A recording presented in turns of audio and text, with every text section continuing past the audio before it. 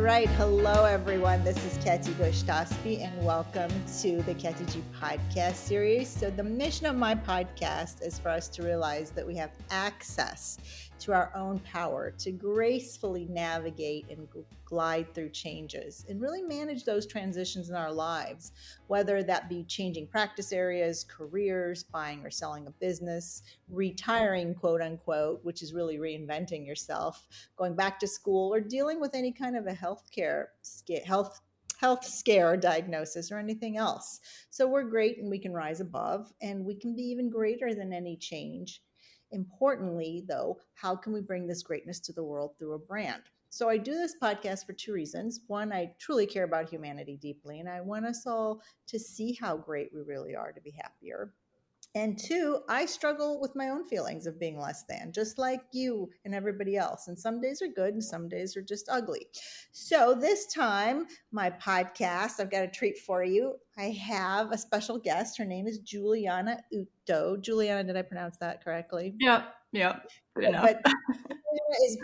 But her background is Hungarian. So we were talking before we started the podcast that the correct pronunciation, so cool languages. Pronounce the last name correctly for me if you can. I know you haven't been back home in a long time either. It's Utu. Utu. Isn't that cool, guys? Yeah. See, that's something. And I'm sure I have an accent. I'm sure if, a Hungarian person heard me, they would be like, what? What? Hey, we've all evolved. We're all immigrants and life changes. And, but holding on to some of your roots is really important, I think, as an immigrant anyway. So I like to highlight that with my guests.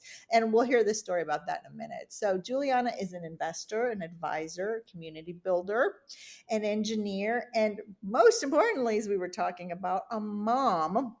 And she's in Calgary, Canada. So welcome, Juliana. Thanks for giving us your time and your wisdom today. Thanks so much for having me, Kati. I really, this is just a huge honor. So I'm very happy to be here. Oh, my pleasure. My pleasure. So Juliana and I was trying to remember how we met. I'm so honored when people introduce me to people. It was through a mutual friend that introduced us. And it was right when I was going through my breast cancer stuff. So we really didn't connect until, I want to say, a couple of weeks ago. And, the universe always has divine timing, as they say. So we connected at the right time and we really hit it off because I think we share a lot of common beliefs about the truth of how the universe works and how life operates. Is that a fair way of putting it, you think? Yeah, I would say it is a fair way. We definitely had an authentic connection, I would say. And I think the other thing that we share is just, in our previous lives, and I'm transitioning and there's certainly a bit of fear around it, but we operated in very kind of male dominated industries. And, so that's another thing that I think we can operate on both sides, in both dimensions, I think is what we said. Right. I love that phrase of yours. I got that from you and I couldn't remember it the other day. I'm like, what was the fabulous phrase Juliana said? Operate in both dimensions. So I want to table that because I want to really unpack that as you talk about you. But so put a pin in that, remember that. But if the audience really is curious about that, like my ears perked up and I love that. Like I can just visualize operating in two dimensions. But before we get there, tell us your background, tell us your story. How'd you end up where you are and what you do and became a mom and all that good stuff. It's so fascinating about everyone, including all my guests. Yeah, sure. So I was actually born in Romania. My mother tongue's Hungarian. It kind of goes back to the whole World Wars, Transylvania, that whole thing, which we're kind of seeing play out in Ukraine at the moment. But when I was 10 or 11, my parents decided that our future under a communist regime was less than rosy, and while their life was good enough, they wanted a better future for us and certainly just more access to education.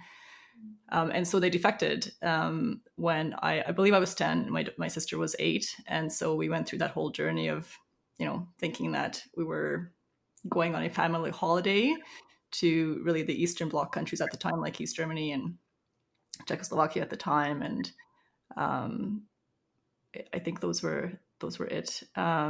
Hungary, of course, and then it turned out, that was our kind of moment, and so we defected and spent some time. I spent some time in a refugee camp in Austria. We spent a year in Austria while all our papers and everything got processed, and that was a very um, I don't have a lot of memories of my childhood for whatever reason it is, but that period is very clear. I very clearly experienced it and have the lessons and the memories and all the things from it. And then we ended up in Canada, and uh, I'll skip the in between stages, but I went into engineering, mechanical engineering, and I graduated with a bachelor's degree in mechanical engineering, and my sister is an economist, and we went on to very successful careers in those industries, and my parents are just like my heroes and the most incredible people, just incredibly generous and always supportive. And I've always wondered how they raise such, not to be like, look how awesome we are, but I think we're pretty awesome. Like, we turned out to be really pretty incredible kids. Like, if my kids turned out to be, the way that my sister and I are, and still just staying really connected and close to my parents and family is super important to both of us. And I would be very happy. So, and I don't know how they did that because we never had, rules or curfews or anything like that. It was almost just by expectation and osmosis. And, we had a few blips here and there where it was, we're reminded of what the right behavior is. But certainly, yeah, just a huge amount of love and respect for them. I usually don't interrupt people's stories, but I just have to take a pause for the audience's sake and say, I always tell people, please toot your own horn because we don't know how great you are. So we don't know how to access your greatness for our own benefit, right? And for the Yeah. better of society. And I hope you caught what Juliana just did there. And she was actually a little too humble, even for my taste, but it's truth, right? When you do something well, if you don't own it, then no one's going to recognize it and no one's going to learn from it. So, and she's just saying her being, they turned out well, and we did turn out well. That's really, in my opinion, the first step. If you don't see yourself as having turned out as a decent human being, it's a rough road ahead of you, right? Every Yeah. aspect of your life is met with some kind of resistance or negativity that comes from you, right? Yeah. I will say, and again, not through any magical parenting tricks or anything like that, but we, uh, again, this is going to sound really, look at me, but Oh, I do have I hold myself in really high regard. that's I actually awesome. do think I'm awesome. And not to compare myself to anyone else, but I think I'm a pretty incredible woman and mom and human being and business person and employee when I was one. And that's actually one of the things that I think is really just really important for everyone, but especially for women. I think maybe we tend to struggle with this a little bit more, is just like owning your worth, right? Like owning Oh, your worth and being clear on what you want and asking for it. And it's something that I try and teach my kids. My son's a little bit older, but you need to ask for what you want and you need to renegotiate. If you want something else, once you make a deal, if you want to renegotiate, you can, but you got to ask. You don't just assume that. Don't break your word. Once you make a deal with mommy, we can renegotiate the deal, but you don't just decide that you do you don't think like the deal anymore.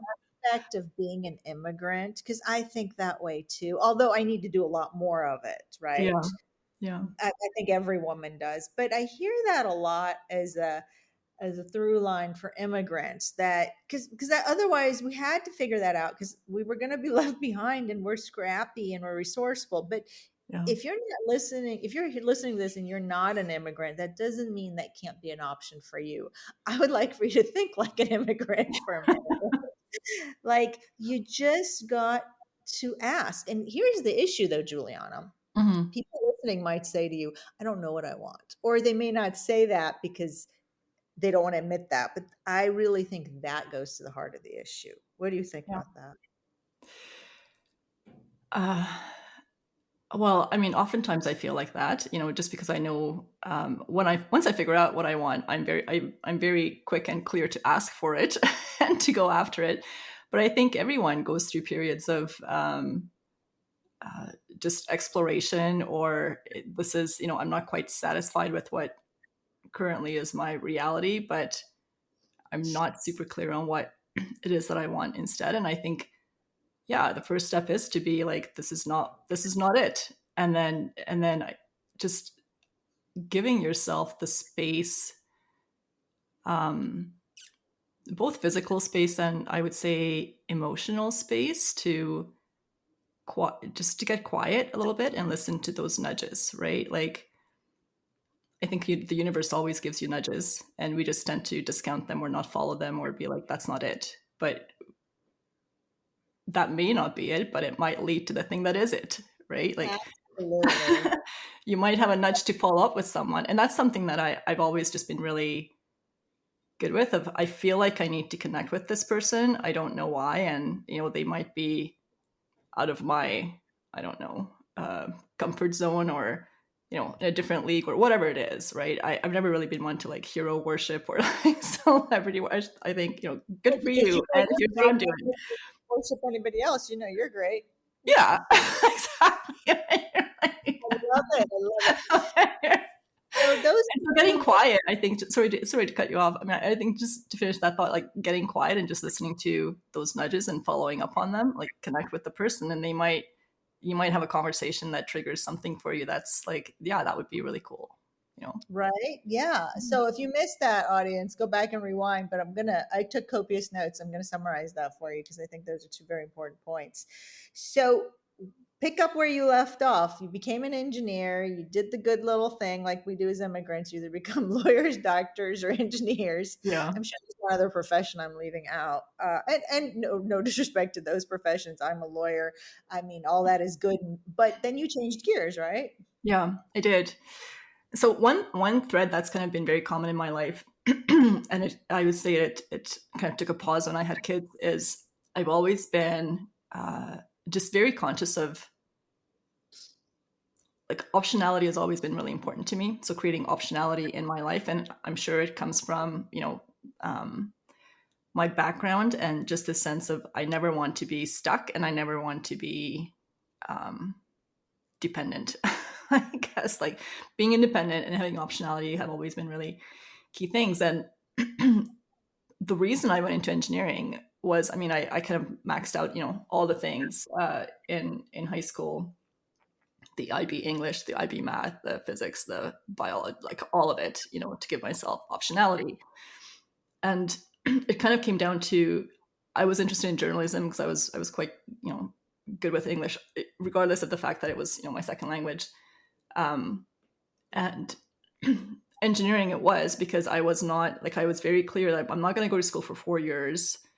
First of all, I'm not going to be a doctor because I have no intention of going to school for for a decade. It just does not interest me, and the debt load and all of that. And I wanted to be able to go to school for 4 years and be able to get a job and be able to be independent, and take that burden off my parents. Of, they made this pretty big sacrifice to bring us here, for us to be able to be somebody and to be able to take care of ourselves. And so that was important to me. So that's why I went into engineering and mechanical, because I figured that as a woman, as a mechanical engineer, I'd have all sorts of optionality in terms of different industries that I could work in a different geography. So, and that's been like a thread in my life in terms of, like, if I make this decision, what are all the different pathways, right? Never wanting to close things off.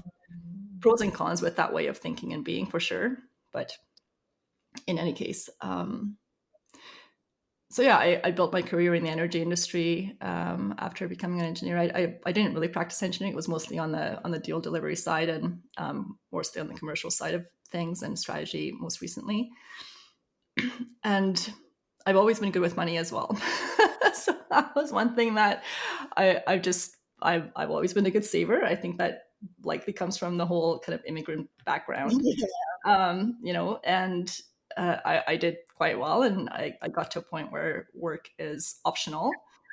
And a long time ago, I would say like over a decade ago, I went to a Tony Robbins seminar, and my definition of success while I was in corporate has always been, obviously, success means, your job title and becoming a CEO eventually, like that. Clearly, like what else? What How else else would could you it define success? I mean, if you're playing that game, right? And so at this weekend seminar, it was the UPW, Unleash the Power Within. I think it was be? Yeah, just yeah. my mind and my awareness got completely open to like, oh my god, there's this whole space of entrepreneurship, and it's like a whole other way of thinking, and it's about creating your world as opposed to fitting into a world that's already been created for you. Oh, beautiful. And yeah, and I thought like, Richard Branson came to mind and what he's created, and I thought, well, that's success. I mean, to be able to take an idea, to go from 0 to 1, to take an idea and to build it into an empire, that is amazing. Like that's true, success, improving yourself, and it's a real challenge. Like that's what I want to do. And then I just let that sit for a while because I was, well, for like a decade. I just, It I takes as long as it takes. yeah, I didn't know what I wanted to do, and yeah, my identity as a corporate person was so ingrained, that it was just hard to, it was just hard to think of who else I could be, and it seemed risky, and I had established myself and all the things, right? Yeah, amen. And And so, that's exactly what we face a lot and why I talk and teach about change so much because it's very hard, right? And I want you to really give us what how you got through this because this is the lesson I think you want to impart for our audience is we don't often make that change and go through those transition cycles because it's like I am set, I am this person and one, I don't know who I'd be if I wasn't this person because I went through that, right? When I mhm, stopped practicing lawyer, when I wasn't called a lawyer, I'm like, who the hell am I, right? But beyond that, then it's like, oh, then I got to start over and I got to explain it and I got to reinvent. And so that's the transition part that's very painful for people because it's like, I've already done all this, right? So yeah. teach us what made you like get over that. Was it just Tony Robbins? I mean, a lot of people go to Tony Robbins seminars No, and I mean, talk. I did. I mean, that kind of started my journey of working with a whole bunch of different coaches. I trained as a coach. I didn't end up getting my coaching certificate because I was, for whatever reason. But You don't um, need one to be a good coach, I think. yeah, no, it just wasn't. It wasn't for me. It wasn't. I've always been also like optionality and being very strategic and being driven by. Uh, I want to save the world, but not for free. If that makes sense. That's harder. Because then You that know, goes back to owning your worth, right? Like, and so I didn't see a path to, a business as a coach that was going to scale. And yeah. So can we talk about that for a second? You know, because yeah. when I left the practice a lot, I left a very affluent practice. And when I started doing what I was doing, I really had that mentality. I wasn't as smart as you. I was like, well, I can't charge that much for this because, one, I don't have my label of a lawyer. And two, like I'm altruistic and I want to save the world. And it was a really messed up mentality for so darn long. And I really want to honor the fact, people, please listen to her. Were you just born? Is that an innate for you? Or how did you get over that hump of not having to give it away because you want to help other people? Well, there's a couple things. One, that's not sustaining. That's a charity, right? That's not a business. And so Yeah, for sure. that's not, I didn't, I think charities are amazing and I support them. It's not what I want to do with my life, as a primary occupation, if that makes sense, right? And so, Absolutely. yeah, I mean, similar to you, I also had I think people call them the golden handcuffs, whatever they call them. It wasn't quite that because I wasn't at that point in my pension where it's like you leave and you're giving up all this potential. It wasn't that, but it was certainly, yeah. I mean, I think anytime you have, you kind of pay your dues in your career, you get to a point where it's like it's a lot of money to walk away from potentially, right? But even that is relative, right? A lot of money, I think people need to just kind of put into context, and then again look at your optionality and your upside and your lever, like so.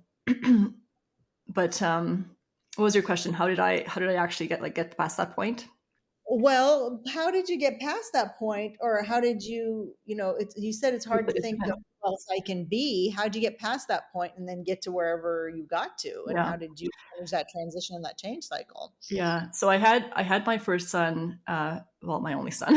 I had my first child at 40. So I was one of these women who kind of prioritized my career, for the longest time, and then it kind of got to a point where it's like, okay, well, it's now or never. Like this is, um, I truly believe in living your life without regret. And although you may not be ready to make some moves, you can delay, by 5 years, exiting your corporate career or doing whatever you want, like hiking the next mountain or doing the next adventure. But motherhood is something that is tied to today.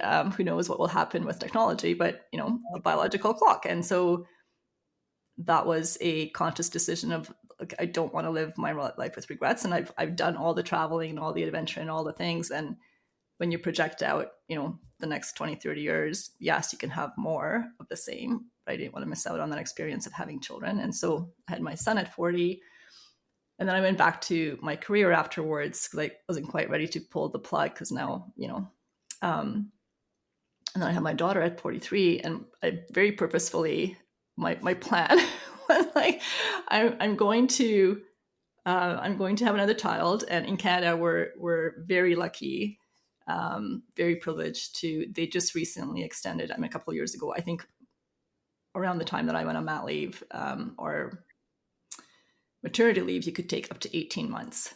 Wow. It's like way reduced. I mean, you basically get paid nothing, but that was fine. And so I very consciously decided that I was going to build an off ramp while I was on mat leave, and or try to Optionality. build one, right? Optionality. Yeah. Try to build one, right? Um, and choosing to work with, so I work with women around investing and building confidence with money and investing and building wealth. That honestly just came as I have to do something. What will it be? And so my partner actually said, well, you're really good with managing money and building wealth. Why don't you do that? And so that's how it came about. I mean, it could have been about fitness. It could have been about, a whole bunch of other things. That part wasn't very well thought out. It was just do something. Like I signed up for a course whose promise was, um, launch a course in 12 weeks or something. And so I had to pick something. And so that's what I did. I launched a course called Wealth Accelerator Bootcamp, which is for, teaching women everything I wish I'd known about investing when I was starting out. And that went really well. And then I launched a mastermind for high income women around accelerating wealth and getting comfortable with money and investing and just having a conversation with, it's for women only. And there's a reason for that. Which Around is having unapologetic conversations about money with women. The reason is, I mean, I've been in several masterminds and investor groups that have been mixed, and invariably the conversation is dominated by male voices, and I'm very comfortable in that environment. I mean, obviously, as a mechanical engineer, 99% of my class was was men, and I've worked in the energy industry, so yep, just like my I'm security. invariably one of maybe two women sitting around the table, but Always. nothing wrong with that. I feel like women, the women that I work with, just need a safer space to have those conversations about money, and just to have vulnerable conversations. And part of the challenge, I think, around women owning your worth, owning your independence, owning your confidence with money, and knowing that you can create your own economy, is really important to me. And I just think the conversations are different when it's women only. I just had a woman join the group who is a psychiatrist. She's in a fairly high ticket real estate mastermind that's mostly men as well, and she just doesn't feel comfortable asking questions, which then requires different coaching around, well, just ask your question because you paid to be there, right? um, yeah. But I think also I've discovered I work with men and women, but I really, and please, if you're a man listening to this, do Yeah. not take it the wrong way. Nothing against. I mean, No, nothing. Yeah. just kinship with women because you are one. And here's the other thing I've discovered, Juliana, for what it's worth, and for those of you who are listening, when you teach the women, they go teach the men because women are the mother types, right? And Mhm, so mhm. we are wired instinctually with educating different audiences. And I don't know what kind of relationships people have with their significant other if they're, you know, male female relationships. But when I look around at the traditional woman man marriage relationships, whatever, you don't have to be call it marriage, but generally the men, as much as society toots men for being the ones in charge, men often at home are incredibly generous with their ability to be part of the marriage and the community and the communion with a wife or a significant other who's another gender, who happens to be female, and will listen and will learn with gratitude. And then the men go out and teach other men. So Yeah. that was my teaching, learning anyway, that, hey, because I felt bad for a long time, Juliana. I don't know how it was for you, but I don't think you have some of the guilt that I did. But I was like, oh man, I love these men clients that I have. I don't want to leave them behind. And I don't. It's kind of like Yeah. what Susie Orman says, her podcast is for women and those smart men who are listening to. And so, you know, Yeah. um, but when you have a particular gender that you identify with, it naturally brings other people to you, I think. Yeah. So I don't want people to think what you and I are saying is anything but pragmatic, but also a part of who It's we also are. strategic. I mean, from a perspective, if I go back, if I put my business hat on, it's also strategic. It's also, it's called niching, like niching your audience. So, in a way, I don't think that things like what the kind of community that I'm creating really exists. I think there's lots of masterminds and investing groups for men. I don't think there's a lot of spaces for women to uh, gather and have kind of unapologetic conversations about money and wealth and building a legacy financially. And so it's just, to me, it's just smart business as well. And I might open it up to, as a mixed group. So what I'm finding is there's a reason why women, are underrepresented in the ultra high net worth category. I They know. choose to not opt in.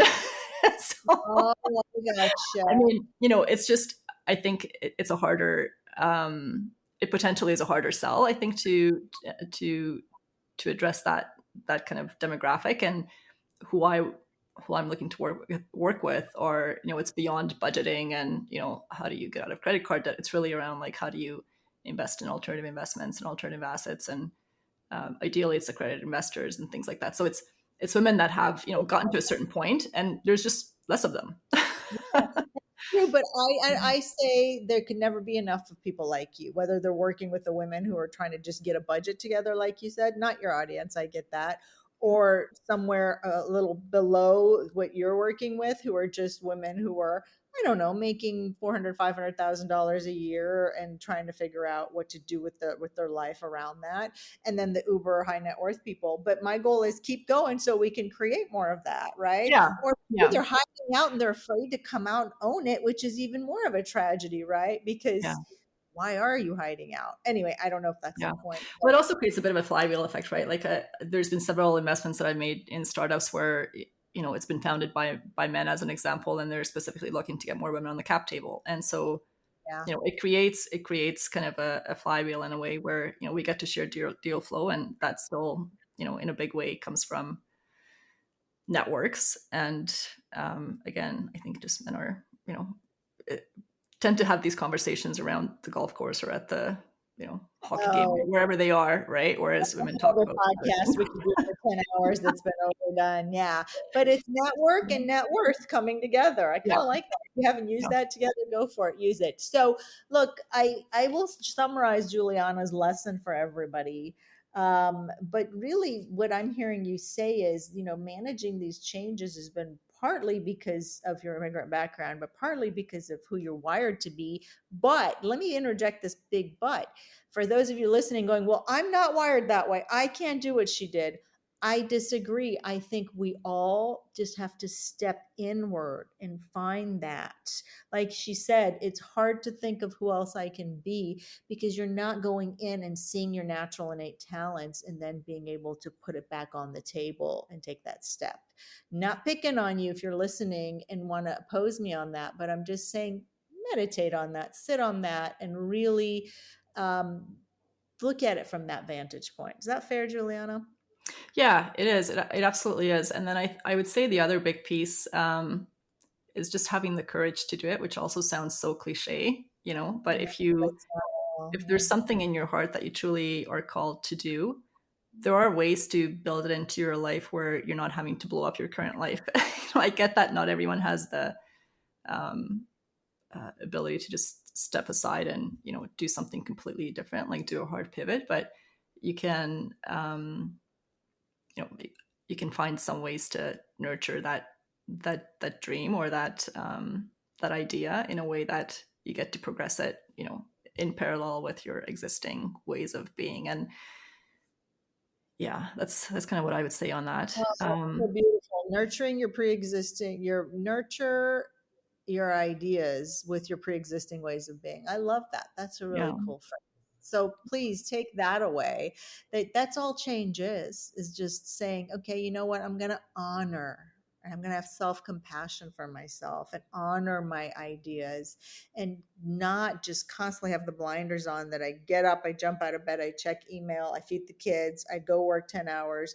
I mean, I can't explain to you how many conversations I have with people going, is this all there is? But by the hmm, time they show up at my door, and I'm sure your door around money, but my door just around change, they're like, that's it. Like they're up to their yeah, eyeball in frustration over it because you cannot hold back the divine essence of who you are and those ideas that divinely belong out in the universe. Like at some point, it's yeah, got to come out, or like you said, life without regret. I guess you could die without having that be what's the word, exposed.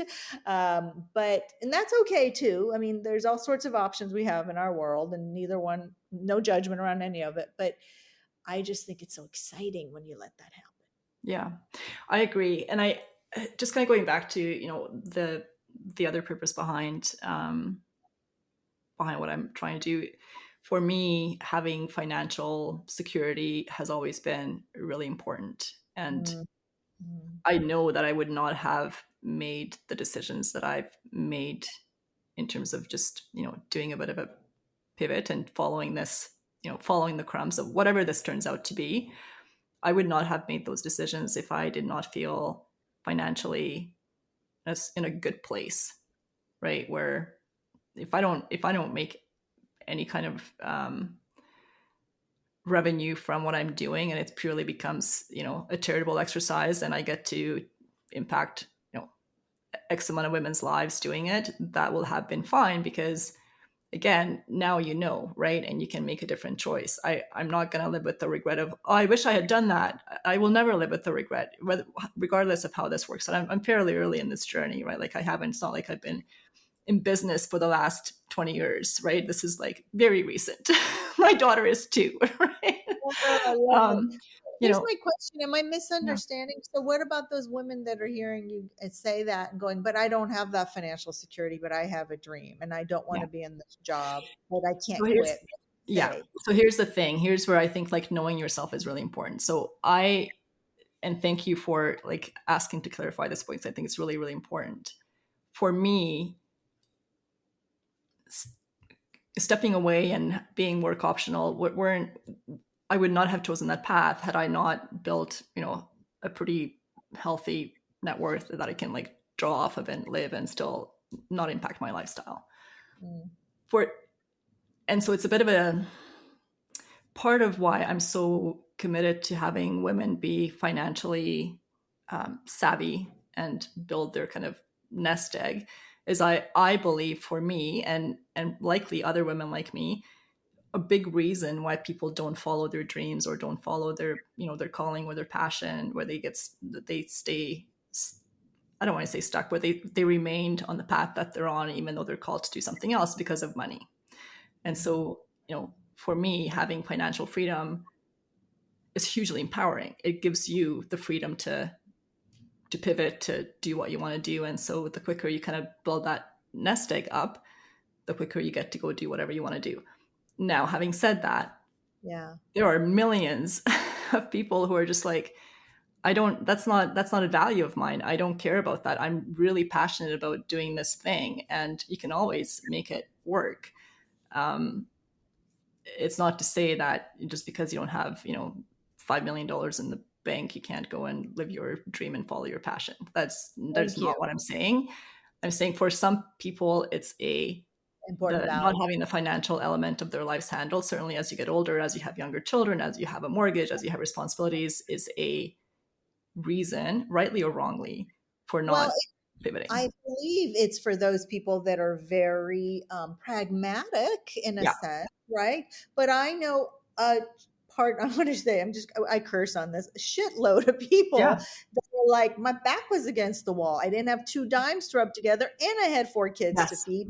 And that then Yes. mobilized people Yes. into, because they hadn't thought that way, and no judgment, they just, their mind didn't operate that I got to get this nest egg, then I can do what I want. They were just like, I woke up one day and I was like, no more of this nonsense, right? I am going to create the next, and they did it. They You went did from it. food Yes. stamps to amazing results. So it's possible in any way, folks. This is Juliana's Yeah. version, and if it's not your version, take heart. This does not mean you cannot be that version of Juliana, because you can't be her, you can't be me, you can be you, but you're the version with your dreams, right? Yeah. That's the point Well, I of think just this. everyone's just an amazing version of themselves, and we talk. I mean, wealth is not just money. Wealth is it's not at all just money.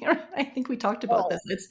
It's your health, which like no amount uh, of money is going to um, buy back. Right? yeah, It's let your me tell you. relationships. It's your network. It's your quality of life. It's having the peace to do what you want to do, like how you want to spend your time.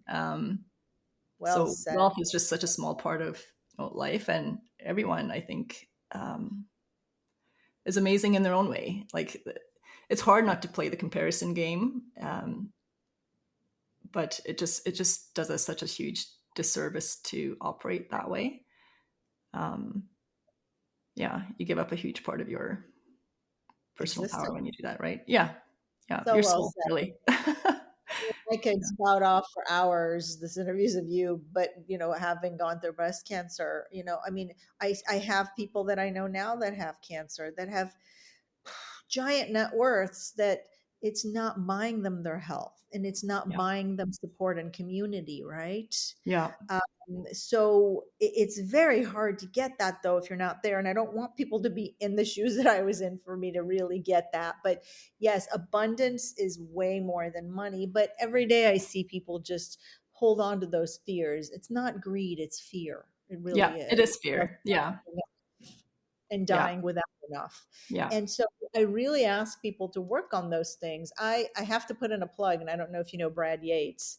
no, Brad Yates is all over YouTube. Check him out. Google Brad Yates tapping, emotional freedom technique, tapping on your energy yep, meridian. yeah. I know what Really, you have to. Yeah, he's got so much amazing 11 minutes, 10 minutes, 9 minutes of tapping around fears around money and resistance and resentments around other people having money. Amazing stuff. It's all free. So if you give yourself 10, 11 minutes and then set yourself up for a dream, you can get there. I promise you that. And Juliana is not that example of it, but she's an example of, you know, thinking of who else you can be. And I love that phrase of hers. So, but Juliana, I know you're not perfect because no one's perfect. So no. what's you on your plate, or some challenge you're facing, and how can I coach you through it, or how can we brainstorm together? What's going on in your life? Yeah. Oh my goodness. Hmm. A challenge that is going on in my life. I mean, I think that again, like not perfect, right? And this is a fairly recent journey for me. And although I have a vision of what it could be, still a small part of me is small. Whatever, a part of me is still like, is this the right decision? Because again, like feel like there's still a window if I wanted to go back to the corporate world, right? And so, as much as yeah, like our ability to in the moment choose what we choose consciously and have the faith and calm our limbic system. It's like, oh my god, what are you doing? Yeah. We can So call I it don't know if that's shifting. Yeah, no, that's perfect because I yeah. think that It most kind of people, goes with the theme of what we're doing as well, and just this idea of like, oh, look, Juliana like went on mat leave and then she built this other business, and how awesome is that? And she doesn't just like work optional, so why would you? But that fear piece is still yeah. there, right? And it's, yeah, we call it decision making, but you're absolutely, I concur with you. It's that underlying fear uh, of what? Of not having faith that, and it's true for every single person, even those of us who constantly, chronically, like me and you that work on it, of not believing that the universe is benevolent and has our back 100% of the time, and that we don't have to do so much. So consider this. What Yeah, if the real truth was that you didn't have to do so much, but you, including planning and, like thinking, what's optionality and strategizing, but you just had to show up in your life and choose to be happy. It sounds so easy that it sounds stupid, especially to those of us who have fast minds and are producers and are smart people and are like, I can't sit on my hands and be so stupid. But honest to goodness, as I've seen my life play out, that has been the truth of it. And it takes nothing like a disease to slow you down to get to that, right? yeah, But for you, I want you to do that every time you have a trigger thought of, should I be doing this or something around decision making? Put a post it note up that says self compassion, right? Or whatever the phrase would be, and then stop yourself in that moment because you're on a train, roller coaster, train, whatever at that point, and it's going fast. And so your ego's messing with you, not letting you sit in that, not logic of it, but in that real heart space of it, and stop and think to yourself, when have I ever seen results otherwise? Stop and take inventory of everything you have. And what did you do during the day today that prove to you that you have worked towards that goal and that decision, and that you've done what you need to do to take care of yourself along that path? And I mean, honestly, I just sometimes right now I'm doing this in my kitchen. I sit and I look around my kitchen and I love my kitchen. And I'm like, okay, I have all the proof that I need that I'm taken care of, right? Because yeah. you're always taken care of. And it's a journey on that course too, because the results are in evidence, not in our face, right? But one thing is for sure, and Juliana and I were talking about Course in Miracles. If you guys aren't familiar with it, it's called A Course in Miracles, acim.org. There's daily lessons. And the lesson that I was working on today is about planning and not planning, because planning puts you in control mode, and control mode takes you out of the flow of life and the faith and the trust that life is going to work out. And then when you're overthinking, you're not, exactly what you said, open to those experiences and those divine thoughts that you have, that you go, oh my gosh, that's brilliant, I'm so glad I thought of that. Well, not if you're thinking and planning and controlling. So, for you, I say, Juliana, look at all you've achieved. And even if you are someone with not two dimes to rub together, that's not your success. That's not your value. Your worth is because you were born of love Yeah. and you're a worthy human being. So it doesn't even matter what your prior accolades were, but you are here and you are worthy, and you don't need to overthink it. And as we all do. So I wonder if that wisdom was helpful. Does that sound fair, at It least in a is. little? It's helpful and it sounds familiar, and in the sense of, it's yes, it's super helpful. I think just this idea of trusting and letting go of. I mean, for a large part of my life, I've operated with the belief that if it's to be, it's up to me, and I control my reality. And if I don't do it, it's not going to happen. Therefore, I must make it Amen. happen. You are so not Exhausting. alone. It's I'm sorry. exhausting. It's Yeah, exhausting Yes, and you're not alone. You're just so honest. I love that about you. But every woman who's listening, and every man too, is probably going, "Hey, that's me too," if we stop and we're honest with Yeah. ourselves, right? Yeah. Because we don't trust anybody else is going to help us. And we've seen people who have failed, whatever that means. And so it's like, it's either me or nothing, right? I got to take care of everything. And it's especially true when you're an immigrant, right? I mean, Mhm.